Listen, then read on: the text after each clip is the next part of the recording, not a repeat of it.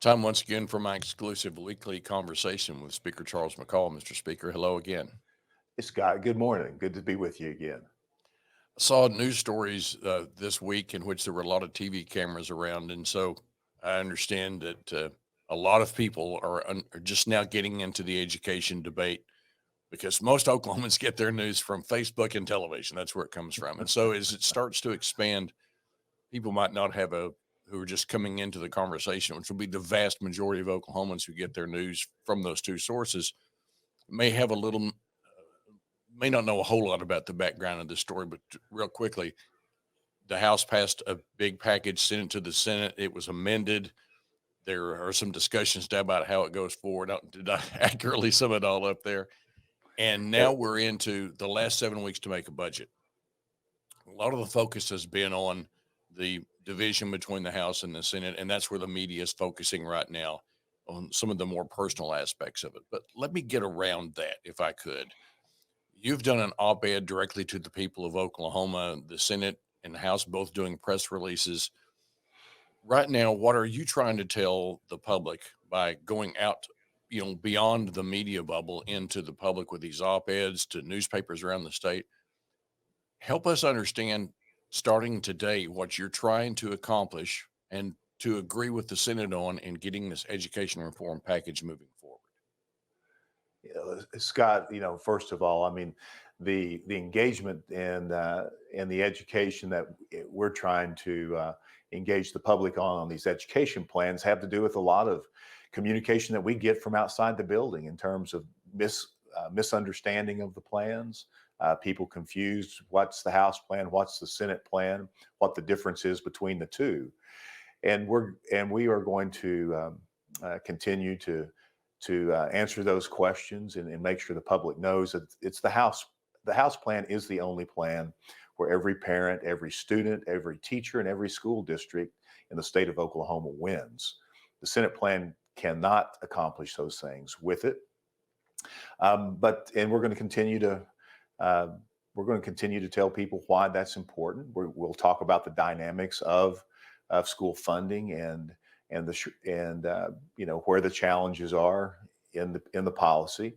But ultimately, I think we are looking to advance good policy for the people of the state of Oklahoma, but policy that works everywhere in the state. And that is that is the big difference between the House and the Senate's plan.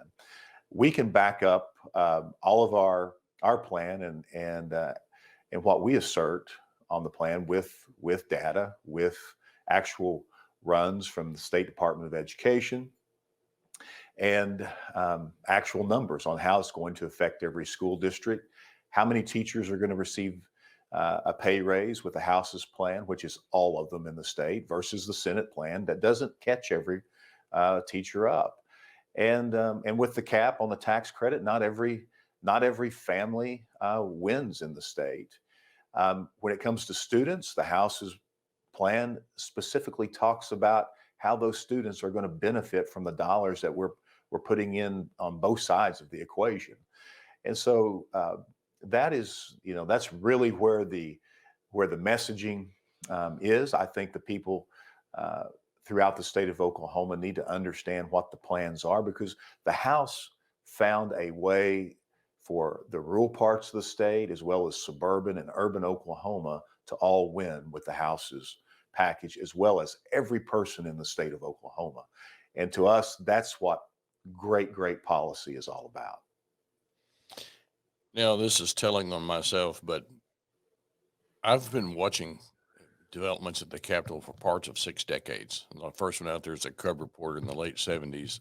And I've, in that time, and not being there every day, have witnessed people having seizures, fist fights, all kinds of rowdiness. And being some of the discussion about words right now, the hyperbole about what's going on between the House and the Senate, I haven't seen a fist fight yet. So it's not reached the level of, of, uh, of negativity that I've seen in the past. But with that being said, with 7 weeks to go, which is an important point in crafting the budget for 2024, 2025, how do you plan right now with the division that's going on? And obviously, there's an effort to reach hearts and minds of Oklahomans with the way both chambers are communicating to the public.